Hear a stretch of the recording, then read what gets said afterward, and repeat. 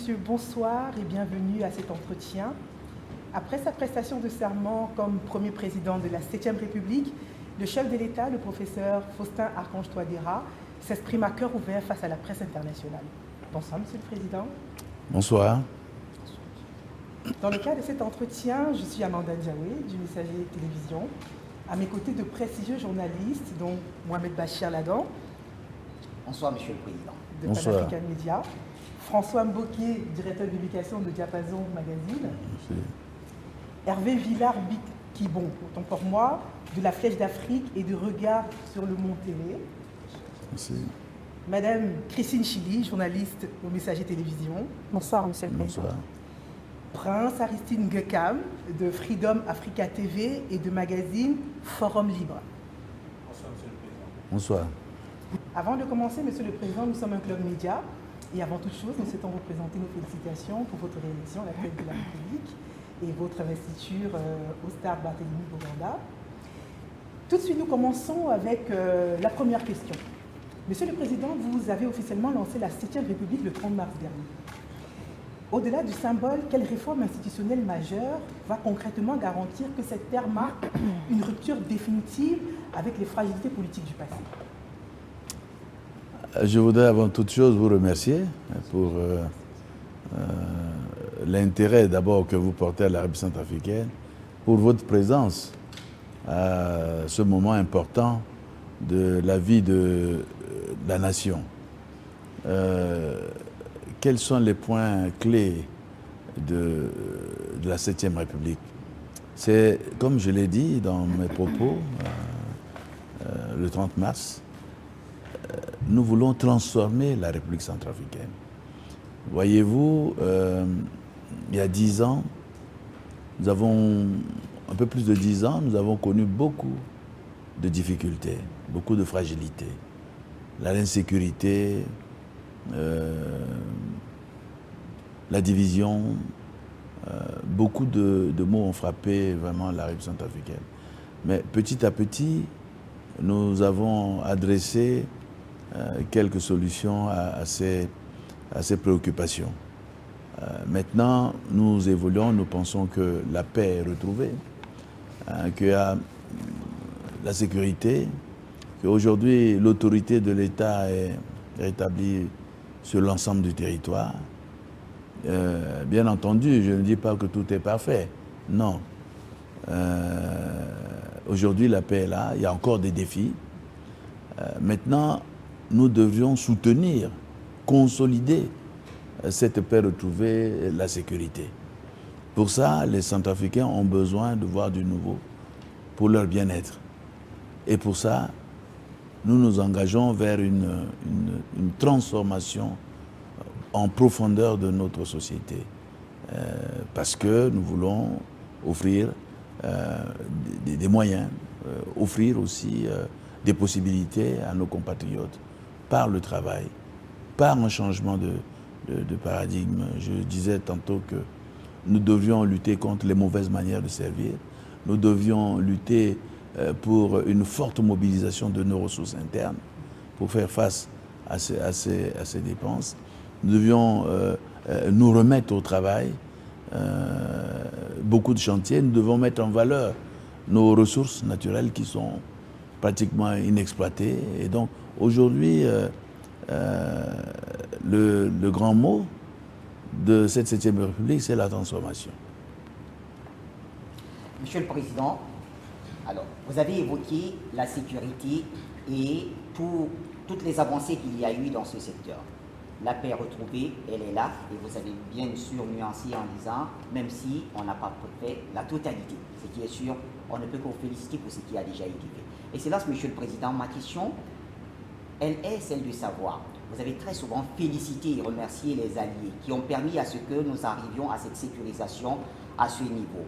Est-ce qu'il y a un calendrier prévu pour que les forces armées centrafricaines prennent totalement le contrôle des opérations de sécurisation de nos frontières de manière autonome?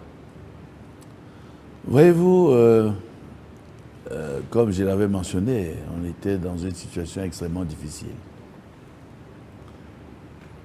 Il y a aussi la solidarité dans le monde, il y a aussi des actions de solidarité. C'est ce que la République centrafricaine a bénéficié pendant cette période difficile pour nous appuyer dans le cadre des actions de sécurisation du pays. Nous étions obligés de faire appel à d'autres, des pays amis, à des organisations comme les Nations Unies, avec la présence de la MINUSCA, à des forces bilatérales, comme les forces russes et rwandaises, et aussi plusieurs dimensions de coopération. Évidemment, pour des questions de souveraineté, c'est normal que, disons, que le pays soit sécurisé par nos propres forces.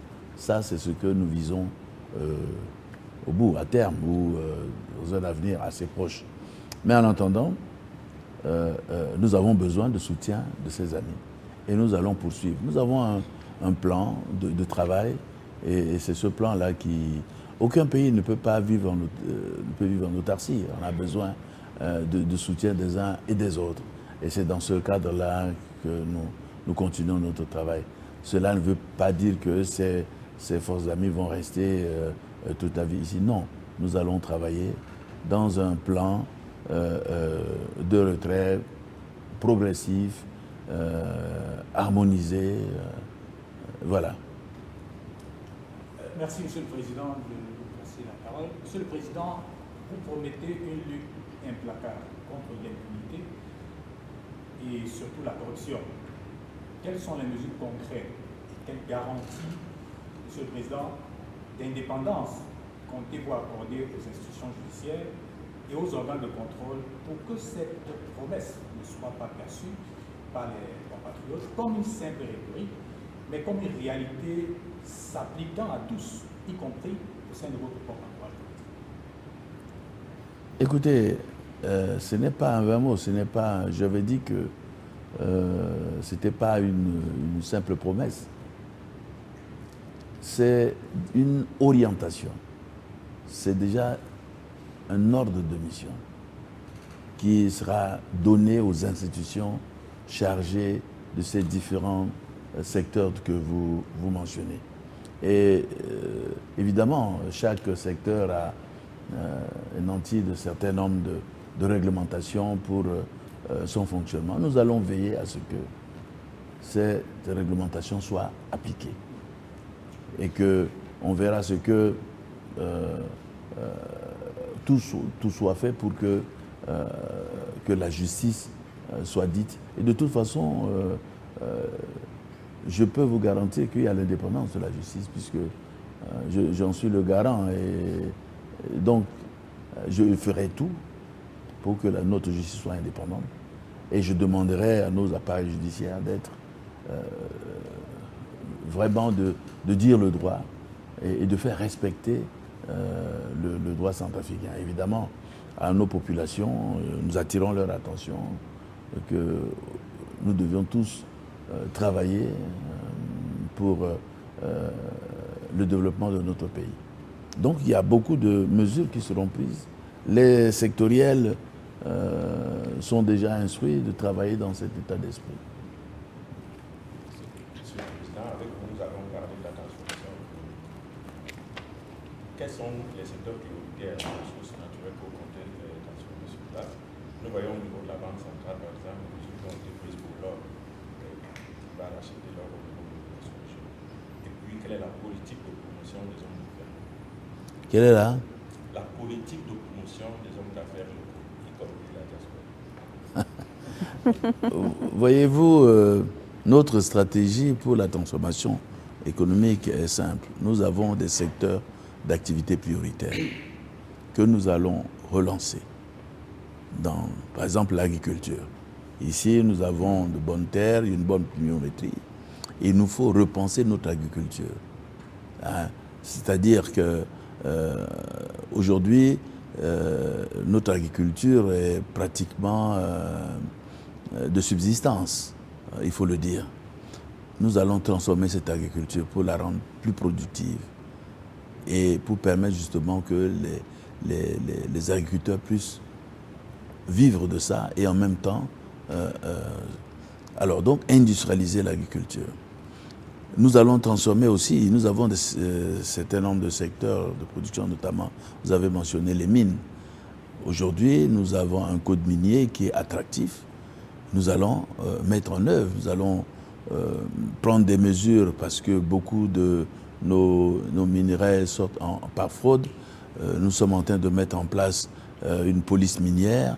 Nous sommes en train de prendre des dispositions au niveau des zones et puis aussi digitaliser tout ce secteur.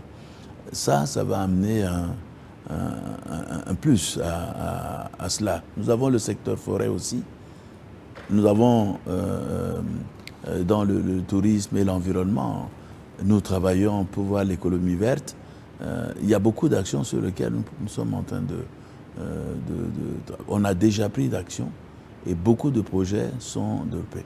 Il n'y a pas longtemps, en 2025, nous avons présenté l'ensemble de ces programmes aux bailleurs, un certain nombre nous cherchons des partenariats, notre plan national de développement. Donc ces axes de développement économique, ils figurent en bonne place. Évidemment, nous devons travailler sur la formation de nos... et aussi permettre aux entreprises, les petites et moyennes entreprises, de se développer en leur fournissant des moyens de financement de leurs activités. Excellence, avec vous, nous allons parler de la modernisation et des ressources domestiques. Excellence, vous avez misé sur la transformation numérique de l'administration. Quel est votre objectif chiffré d'augmentation des recettes de l'État grâce à cette réforme d'ici la fin de l'année? Et comment comptez-vous rendre effectif le transfert du budget vers les collectivités locales pour l'accès à l'eau, à l'éducation, à la santé, et pour que cela ne dépende plus de Bangui? Oui, là, vous posez deux questions qui sont évidemment à quand, puisque nous travaillons aujourd'hui pour la mobilisation des ressources internes.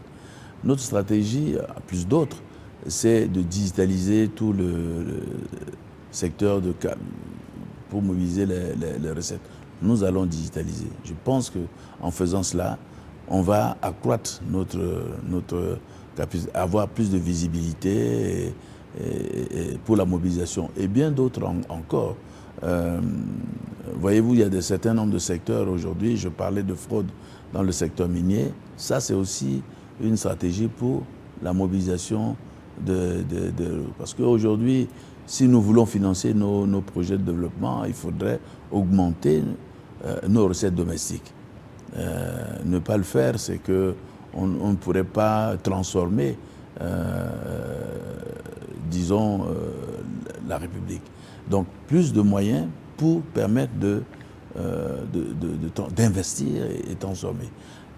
Plus de moyens, ça veut dire qu'il faudrait qu'on réfléchisse et qu'on continue de travailler pour la lutte contre la corruption, la digitalisation, le suivi de certains nombres de projets qui vont apporter des ressources, l'agriculture, une agriculture industrielle qui va peut-être vendre les produits à l'extérieur et ramener des devises. Tout ça, cumulé, va permettre justement d'accroître les ressources internes.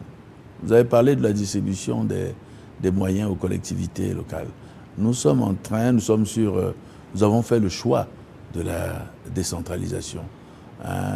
Voyez-vous, nous allons organiser un scrutin municipal pour que dorénavant les élus, les maires soient élus, pour que il y a un devoir de redevabilité vis-à-vis de leur population. Mais pour autant, il faudrait que ces maires-là puissent avoir les moyens de leur politique, de leur action.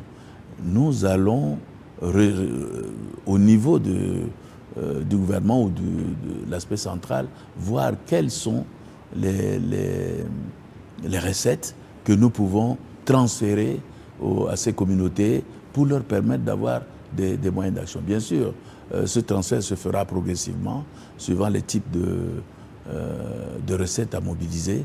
Et c'est une volonté politique clairement affichée. Donc les maires et les chefs pourront bénéficier de certain nombre de ressources qui, par le passé, étaient directement versées à la caisse centrale. Ils pourront percevoir cela directement dans leur collectivité.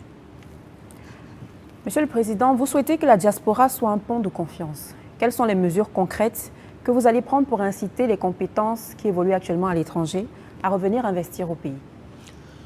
Voyez-vous, d'abord, nous pensons que nous avons beaucoup de cadres qui ont été formés avec les moyens de l'État. Nous n'en avons pas beaucoup, mais notre système a réussi à former des gens, des jeunes, et que le plus souvent, nous leur donnons les moyens, des bourses pour aller étudier ailleurs et revenir prêter main forte vraiment à notre administration ou au pays d'une manière générale. Mais malheureusement, c'est une fois formés, pour nous, les gens que nous envoyons, c'est la crème. Hein, c'est la crème de notre système. Mais beaucoup partent, mais très peu reviennent. Et c'est là. Et malheureusement, certains qui sont là-bas, eh bien, se transforment juste pour critiquer, insulter ou dire des choses comme ça. Nous leur disons non, la République c'est ici. Si vous pensez à votre pays, vous êtes des patriotes, vous voulez aider, mais c'est ici, vous avez été formés. Les parents, si c'est les parents qui vous ont envoyé, revenez pour leur prêter main forte, pour élever leur niveau de vie. Et si c'est l'État qui vous a envoyé, ce sont les impôts, ce sont la contribution de toute la population, oui, qui aujourd'hui, ces contributions ont fait de vous ce que vous êtes. Mais moralement, vous devez quand même rendre un tout petit peu, mais vous restez là-bas avec toutes les connaissances et vous servez les pays qui sont déjà développés. Hein? Bon, ça c'est des intérêts personnels, mais nous les encourageons pour ceux qui pensent qu'ils ont quelque chose à voir parce que, bien sûr, on doit créer un certain nombre de conditions. Exactement. On doit les sensibiliser. Oui. J'ai créé un ministère, le ministère des Affaires étrangères, chargé des Centrafricains de l'étranger. C'est aussi pour mettre en place des stratégies pour intéresser nos compatriotes qui sont à l'étranger, qui souhaitent revenir. Tout récemment, nous avons mis en place un programme avec le PNUD pour recenser différents projets de la diaspora, c'est-à-dire présentés par nos compatriotes de la diaspora, et des projets qui ont un impact sur la population ici. Et on leur donne les financements pour y réaliser. Ça aussi, c'est pour que ces compatriotes reviennent, développent leurs projets et voient les réalités. Parce que quelques-uns, ils sont restés longtemps qu'ils n'ont plus la réalité du pays. Et donc, en venant, eh bien, ils vont découvrir, ils vont voir que on peut aussi vivre à Bangui, on peut aussi vivre dans l'arrière-pays, comme nous le faisons. Parce que, vous voyez, il y a beaucoup de désinformation, oui, il y a beaucoup de... et nous leur parlons aussi, parce que quand je sors à chaque fois dans tous les pays que je visite, je rencontre les compatriotes, je leur demande de venir, je les sensibilise à dire que nous avons besoin d'eux. Vous avez suivi mon discours, que nous avons besoin de nos compatriotes qui sont bien formés pour revenir et mettre la main à la pâte. Merci, Monsieur le Président. Nous arrivons au terme de cet échange. Vous avez tracé le cap de la 7e République qui se veut exigeante envers ses cadres, protectrice pour sa jeunesse et surtout souveraine dans ses décisions économiques. Le défi est désormais celui de l'exécution. Merci d'avoir pris le temps de répondre à nos questions. Merci, messieurs. Merci, Amanda. Merci, Christine. Merci à vous, chers confrères. Merci, Monsieur le Président. Mesdames et messieurs, nous arrivons à la fin de cet entretien. Merci à vous de nous avoir suivis. Nous vous laissons en compagnie de nos programmes. Au revoir.